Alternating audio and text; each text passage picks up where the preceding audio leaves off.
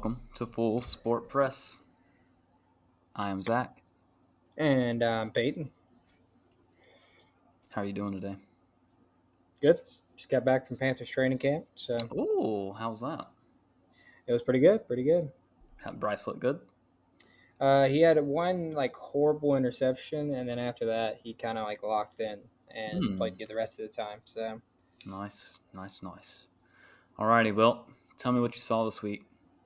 all right, what we saw is gonna head over to the Leagues Cup. Once again, it is Messi. He is just running through the MLS right now. Really just showing how good he is. It was kind of insane the way he played. They beat Atlanta 4-0. He scored the first 2 goals of the game and assisted the other 2. So 2 goals, 2 assists for Messi. Gets subbed out late in the game. They win 4-0 and advance to the next round of the Leagues Cup, which I will talk about a little bit later. But Messi, once again, shows his dominance. Nice. How many games has he played now? That was his second. So wow, okay. Do they play once a week? Depends. With the Leagues Cup, they played Sunday and Wednesday, or Saturday and Wednesday. They usually will be once a week, but the Leagues Cup is a little bit different. Okay. Alrighty, well, what I saw was Joel Lloyd yesterday, because dear Lord, I got to go to the Fever game yesterday. Got free tickets. I was on the Jumbotron, so that was fun.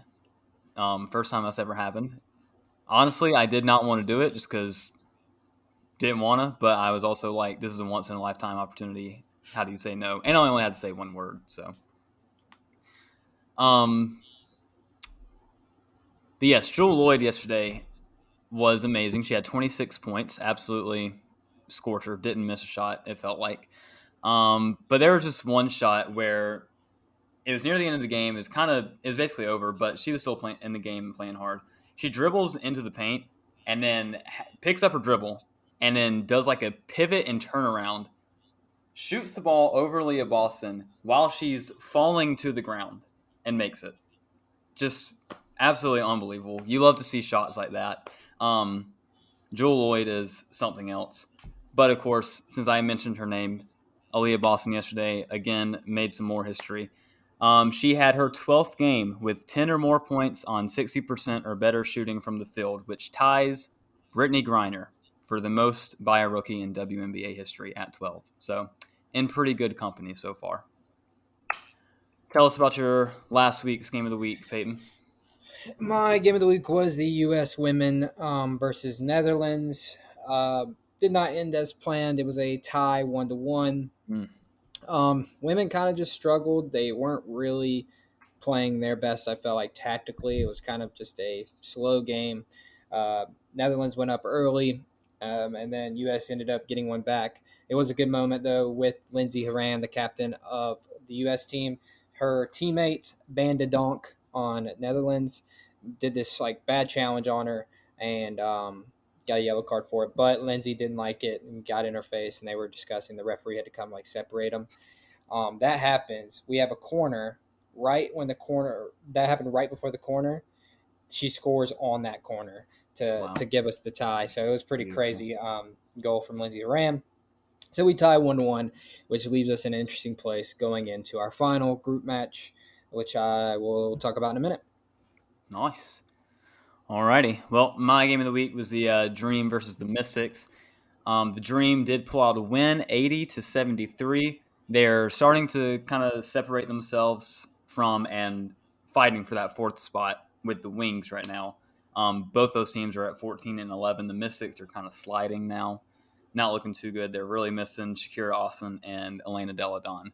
But Brittany Sykes for the Mystics had 25 points. Tiana Hawkins had 17, and that was all for double-digit scores that game. So not what you want to see, especially when you're playing the Dream and when you're playing Alicia Gray, who had 27 points, 5 rebounds, 4 assists on 73% field goal shooting. So, them Gamecocks are looking good in the professionals. That's all I got to say.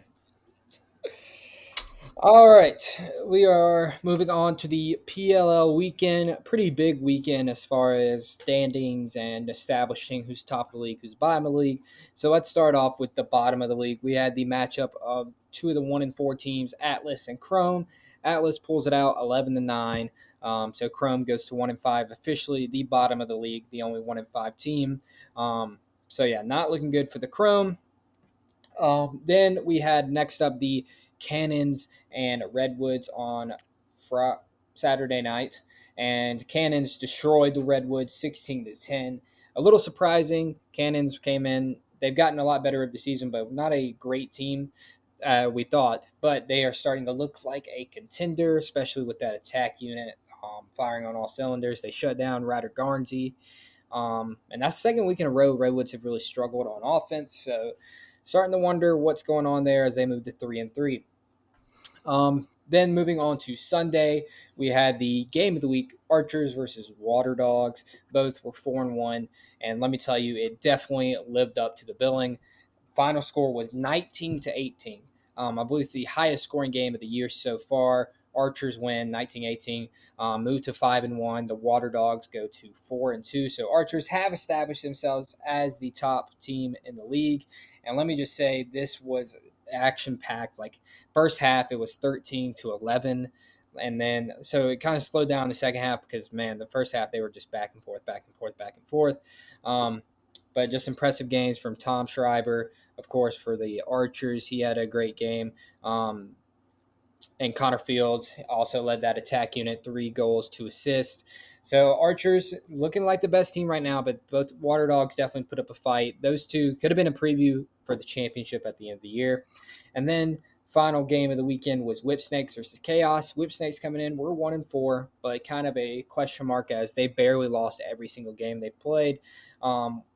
And better than their record shows. Chaos were 3-2, and the Whip Snakes, another close one. The Whip Snakes win 17-16, give them their second win of the year. Will Manny hit a shot with 9 seconds left with no room basically to put the Whip Snakes up. It was a pretty good winner. And yeah, so they moved to 2-4. Chaos dropped to 3-3. So we now have a first place team and a last place team. No ties there. And then the middle is kind of murky. So yeah, that was the weekend in Dallas. Coming up, it will be a weekend in Baltimore. My game of the week for the PLL will be Water Dogs, who are 4-2, versus the Cannons, who are also 4-2. That'll be on August 6th at 3:30 on ESPN Plus. There's also the game on ABC August 6th at 1, Redwood versus Chaos.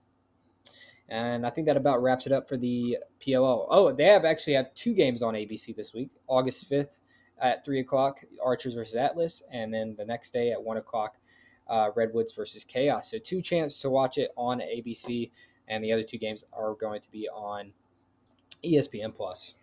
Nice. All right, moving on. Next, we have soccer. So, as I mentioned, we are in a little bit of a sticky situation in the group stage for the U.S. women.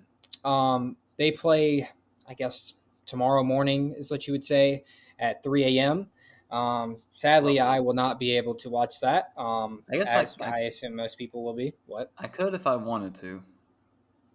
It's not going to happen for me, sadly, with my schedule. But it is a massive game. Basically, the U.S. cannot lose. As long as they don't lose, they will move on to the next round. But if they do lose, they are out. So Wow. unless the Okay. Netherlands also lose by a lot, which is not going to happen. So USA needs to win or tie, preferably win, so they can be group leaders, and which I will talk about why I want them to win with my game of the week in a minute. But need to win or tie to advance to the next round. Hopefully that happens. If not, it would be severely disappointing for Yeah. American women's soccer. So yeah, that's about all I got on that one. Like I said last week, sadly, most of these games are just unwatchable because they're at 3 a.m. and 5 a.m. Yeah. So I haven't been able. I've just watched highlights. Haven't been able to like actually sit down and watch every game like I did the men's, which is a little disappointing. But I mean, what can you do? I guess. So moving on to the Leagues Cup, talked about it a little bit earlier with Messi playing in it. But we are almost, I believe there's 3 or 4 games tonight, and that will decide the last teams in the round of 32 going into the Leagues Cup. So this competition, I honestly had no clue how it was working. I kind of was learning how it was going as it went. But this is just kind of like a break in the MLS season. The MLS season doesn't resume until August 20th, but these games that are going to be round of 32 will be Wednesday and Thursday. For example, Charlotte FC advanced to the round of 32 by beating Necaxa, which was a Liga MX team. Mm-hmm. And they will play Cruz Azul on Thursday, which was supposed to be a home game for Charlotte, but sadly, there is a schedule a conflict. So instead of getting to play that game at Bank of America, they will be playing it in Texas. Nice. So basically, will not be a home game. It'll basically Messi, be as I an said, away game. yeah, it definitely will be an away game considering that is much closer to Mexico Yeah. than Charlotte. Other kind of notable round of 32 games that maybe would be interesting to watch. We have Miami versus Orlando. So Messi once again taking on an MLS team. Orlando is not a bad team, and kind of like a rivalry as well in Florida. So Miami versus Orlando would be interesting to see. New York Red Bulls is playing New York City, another kind of rivalry going on. But yeah, so those will be happening August 2nd, August 3rd. So Wednesday, Thursday, and Friday night there will be games. And then I don't know when the next round exactly will be. It's kind of hard to find the information on this, to be honest. They didn't do a great job of putting out the dates, but yeah, so Leagues Cup continues this week, and should be interesting to watch, especially with Messi trying to win Miami their first trophy. Yeah. If he does that, that'd be insane. They would be. Alrighty. So going on to the WNBA, I just want to talk about 2 teams this week. One, Seattle. They are 2-0 this week. They beat the Sky. Weird thing in that game where Marina Mabry missed a shot and then just completely stopped playing. She was sub me out and was done. So frustrating night for her apparently. I think she came back the Sunday and was fine and played pretty well. But yeah, and then they beat us yesterday pretty bad. But they are still tied in last in the league with us. We are both 6-19 and obviously fighting for Caitlin Clark without giving up on the season completely, because both teams are still trying to get wins, but it's just not happening unless they play each other. So, and then the Lynx, this team is getting pretty hot and explosive. So the Lynx, they have started to kind of turn around. They started the season terrible, and they started to really turn it around recently and get some more wins. And then last week, Nafisa Collier, their best player and the 3rd best scorer in the league, got hurt. So that's not good. And then also the same week that happened, they have to play number 2 team in the league, the Liberty, and number 3 team in the league, the Sun. And then they also have to play the Sun again coming up tomorrow. But Diamond Miller and the company said, don't worry, Nafisa, we got you. They beat both the Liberty and the Sun. Against the Liberty, we had 22 points from Diamond Miller, 26 from veteran Kayla McBride. Rookie Dorka Juhas had 13 points and 10 rebounds, so a double-double for her, and that got them a win against New York. Still, even though New York had Sabrina, who shot 48% field goal shooting and got 31 points, and then Stewie had 23, 6, and 5. Didn't matter, though. And then on Sunday, they played the Sun, beat them 87-83. Alyssa Thomas for the Sun had a 17, 14, 11 triple-double, her 6th one this season. DeWanna Bonner had 31 points. And again, it just wasn't enough. The Lynx, they didn't really have anybody single-handedly go off this game, but they had 5 double-digit scores, and then 2 of those coming off the bench. So, pretty good week for the Lynx so far. Let me get back to my other notes here. Yeah, I don't have them as my game of the week because I have something else, but this would be my WNBA game of the week. I think they play on Tuesday. They play the Sun, so it'll be interesting to see if they can finish off this road trip 3-0 without their best player, and that's going to be if they do that, it's going to be interesting for the playoffs. So, yeah, that's all I got for the WNBA. Now, moving on to college football. All right. You or All me? right. So I'll take it. Okay. Colorado has announced that they will be moving back to the Big 12, returning to the Big 12. I believe the Big 12 commissioner released like a big statement. It was like, they're back. I was talking about Colorado.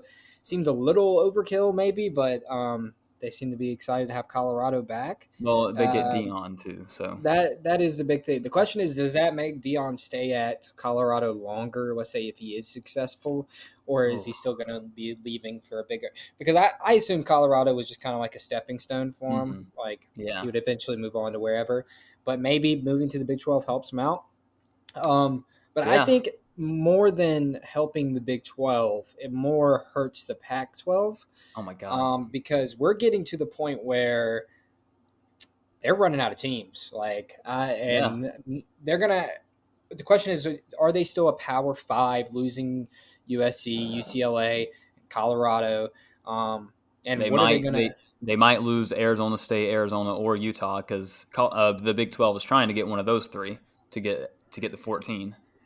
So the question becomes: are they still Power Five? Who can they add? I assume Boise State is If going to they get added. lose Utah, no. Who else is Yeah, there? Washington? Oregon. Oregon? Yeah, that's the thing. They're going to have to add more people. I assume Boise State will probably be an obvious choice.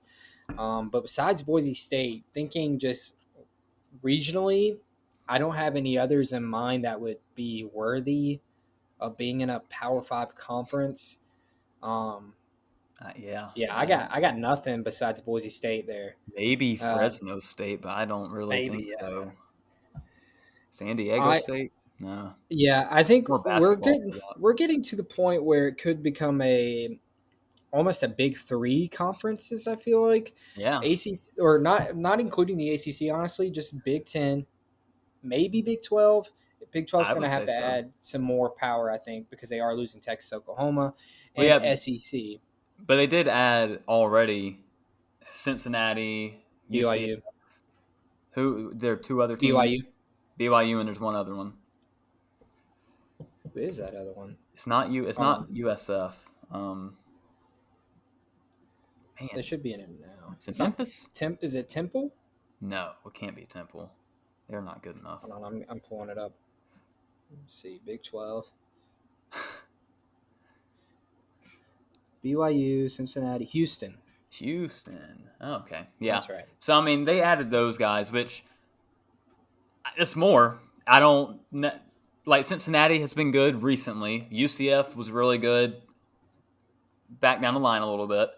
Houston has been good somewhere in the last 10 years, but still, no, they're not top tier powers like Texas is. I wouldn't say Oklahoma's a top tier power, but they are And more powerful than those. for the ACC, they're going to have to someone's going to have to start getting better, because right now it's just Clemson and the occasional North Carolina may be good some years. Florida State's supposed to be good this year. Yeah. Miami maybe eventually will be good again. There's not really a consistent few teams. Yes, there's Clemson, but after that, it's questionable on the rest of them. So it's hard to call them even a power conference. But I mean, on top of that, they have when we talked about it months ago, 7 teams that want to leave or are looking at leaving because of stupid rules. So yeah, so yeah. I think it's going to get interesting with what's going to happen with these conferences. Something's going to have to change in the next couple of years, because like we said, Pac-12 is losing and not adding anything. And so it'll be something to watch, definitely in the off seasons. Yeah. All right. Moving on to the NFL. So multiple cases of some fights breaking out. A new one today, right? In training camp. What was the one today? I didn't see it. Jameson Williams, Detroit. Oh, right. Detroit. Yeah. Jameson Williams punched somebody. Travis Kelce. Travis Kelce did. There was a Panthers scuffle, but it wasn't like there was big. Man. That was a couple days ago. But I mean, I think with football especially, it's easy for emotions Oh to run yeah, high. You're it literally makes hitting each other. yeah, Um, it makes more so sense in football. It's just yeah. interesting, It's like wow, okay, all right, and then the other topic we have to discuss. Before we get into it, I am dressed in all black because sadly, here in Indianapolis, it is the funeral of Jonathan Taylor's time with us, apparently. I have a whole, what I'm calling the Jonathan Taylor, Jim Irsay catastrophe timeline. So let's just dive into it. Um, at 8:24 p.m. on Saturday, Bleacher Report came out with a notification that said Jonathan Taylor requested a trade from Indy shortly after a meeting with Jim Irsay. Um, yeah, so apparently at training camp, Jim Irsay pulled up in this bus, and Jonathan Taylor went in, had a meeting, talked to him, and came out and said, "I would like to be out of here." So love that. Don't understand exactly why it's happening. There's some rumors around all this. Obviously, the biggest thing is the running back market right now, which we'll get into with the next point on the timeline. But another reason we have to believe that is that Jonathan Taylor's agent tweeted out at some point. I couldn't find the tweet, but he did tweet out kind of recently in all this that it's bad faith to not pay your best offensive player. So that kind of gives us insight into what must be going on. Now let's skip down 19 minutes. Wow. 8:43 p.m. Saturday. Sleeper releases an Irsay quote. Do you have it pulled up, Peyton? Because I would like for you to read it to us. Do you have it I don't know if available? I Okay, can find it real quick, but I can I don't send it think I to do. you. Um, yeah, Irsay had a fun quote that was really. It doesn't make any sense. I'm not sure what he was thinking. I'm not sure if he was like in his right mind when he said this. But Peyton, once you get that pulled up, can you All right. indulge us, please? So he said, "If I die tonight and Jonathan Taylor is out of the league, no one's going to miss us. The league goes on. We know that. The National Football League rolls on. It doesn't matter who comes and who goes. And it's a privilege to be a part of it." Now, what that means, we're not really sure. I mean, I, yeah, that one's a interesting quote to say when someone requests a trade. That basically, Yep. if he was gone, no one would miss him. Is Yeah. I, certainly a way to address it. I will say he is right about himself. Nobody would miss him. But yeah, that is crazy. And then let's go to the next day. So all this happened on Saturday. Then Sunday comes, and it just gets even more ridiculous. 8:47 p.m. Sunday night, it's reported that Jonathan Taylor apparently has had some back pain and might be put on the non-football injury list. It was reported that maybe he did this at some trainings that he had in Arizona on his own. So just, getting ready for the season, trying to stay fit, got hurt. Yeah. 10:50 p.m. Sunday night. Jonathan Taylor himself tweets 1. Never had back pain. 2. Never reported back pain. Not sure who sources are, but find new ones. So, if there was any chance of repairing this, of figuring it out now with this, I don't think so at all. Yeah, I don't And see a recovery for no, the Colts here. I think you just gotta at this point with the get him way it's out. gone down, you Get have to him trade out. him. Get Like him out there's now. you've already And it's there's nothing you can say to yeah. him to help it. And it's not that I want him gone because he's amazing, but the thing is, he's going to sit out and not play, and the value is just going to decrease because it seems like the running back market value is just going to decrease. Now is the time to get as much as you can because it's Jonathan Taylor. Even if he did have a down year last year, it's Jonathan Taylor. We know what he's capable of. Yep. And then to add insult to injury for the Colts, Zach Moss broke his arm at practice today, out 4 to 6 weeks. So running back depth chart is looking wonderful here in Indy. AR, you better get your legs ready because I think you're going to be running it a lot. Wow. Any thoughts? Where do you think you would like to see him go? Or do you have any ideas where he could go? Panthers. Okay. Well, we have Miles Sanders. double head. I don't know what I'm trying to say there. Double-headed monster? Maybe. That'll work. Okay. So, other than that, who knows, honestly. As a landing spot, it's hard to say a team off the bat. I don't know. Maybe the Rams? Could be like... Didn't Sony Michel just retire? He was still with them, wasn't he? Yeah. Could be Dolphins. Could be... Oh, yeah. I mean, there's a couple places that are options. So we'll see. All right. I guess we are moving on to our games of the week. So my game of the week has a little what's the word I'm looking for? Disclaimer. Could be 2 different times. It'll depend on what happens this morning or tomorrow morning, I guess.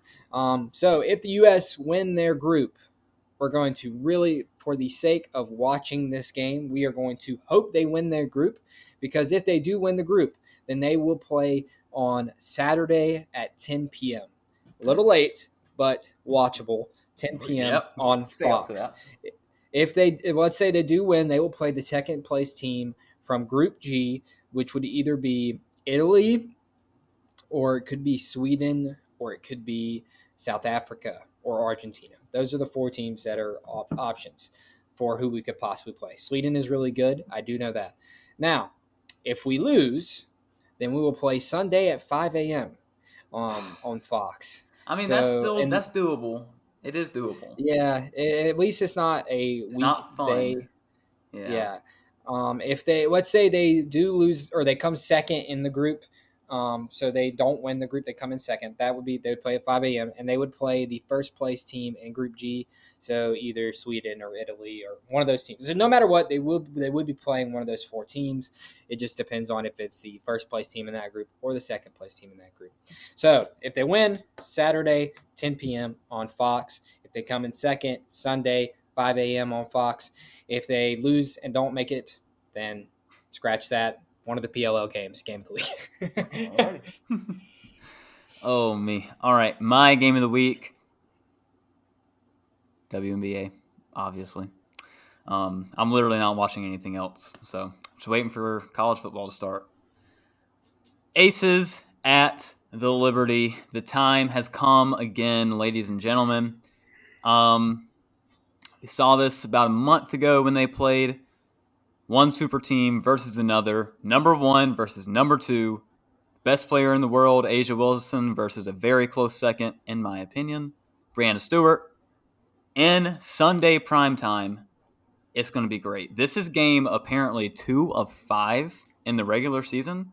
So I don't know if the WNBA just knew that the super team thing was going to happen when they made the schedule, but it's pretty lucky that we get 5 matches of this. But a month ago when they played, the Aces pretty much dominated. That was a different time, though. The Liberty didn't have everything figured out. Now they definitely are. They have more players who can contribute, one, and they know how to kind of work through everybody. Also, Sabrina Ionescu is shooting the lights out and can score any bucket she wants. So this one, I believe, is going to be a closer game than last time. This is Sunday, 3 p.m., ABC. Make sure you tune in for this one because I think it's going to be really good. If it's not, then I hope you watch the Lynx play the Sun earlier on Tuesday. So, fun fact about that. The PLL and WNBA have a back-to-back at 1 p.m. on Sunday on ABC is the Redwoods Chaos. Beautiful. So what I'm hearing is the people who watch this podcast on Sunday need to sit their tails on the couch, get, I don't know, whatever food you like, watch Redwoods and who? Chaos. Chaos at 1 o'clock on ABC. Take a break, go to the bathroom, get some water, always stay hydrated, get you a nice beer, and then come back at 3 and watch the Aces versus the Liberty. And you're going to make two boys very happy. There you go. That's all. Any last words before we depart? I think that'll do it. All right, you heard it here, folks. This has been Full Sport Press. See you next time. Bye.